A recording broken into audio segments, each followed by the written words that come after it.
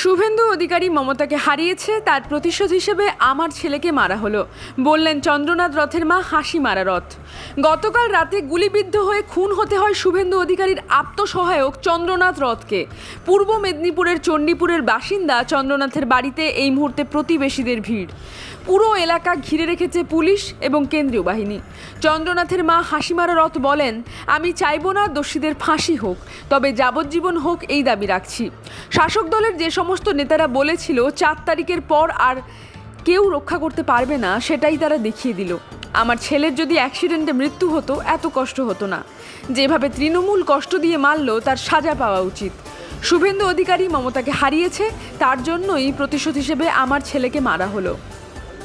Bureau report, বাংলার কণ্ঠ।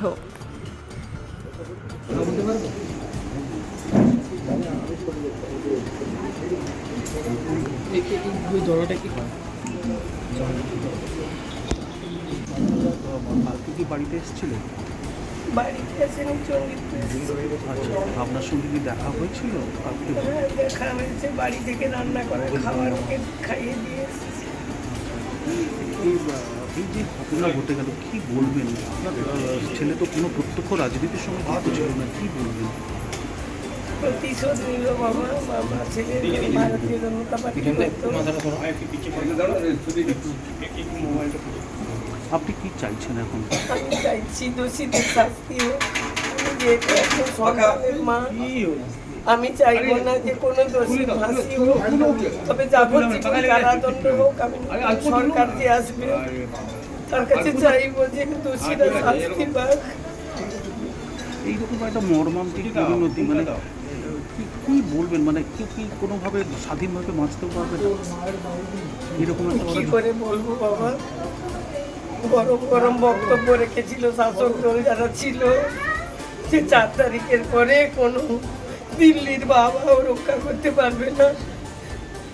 তার পরিণতি হিসাবে আমার ছেলেকে আজকে জীবন বলি দিতে হবে। ভবানীপুর, চণ্ডীপুর, নন্দীগ্রাম সহ অনেকগুলো বিধানসভার দায়িত্বে ছিল আমার ছেলে, তবে পর্দার আড়ালেই কাজ করতো, কোনো রাজনীতির সঙ্গে সরাসরি যুক্ত ছিল না। তবু চন্দ্রদা তো অকৃতদা ছিল এবং সবার সঙ্গে খুব ভালোভাবে মিশত, আমরাও ব্যক্তিগতভাবে চিনতাম। আমার গ্রামে কোনো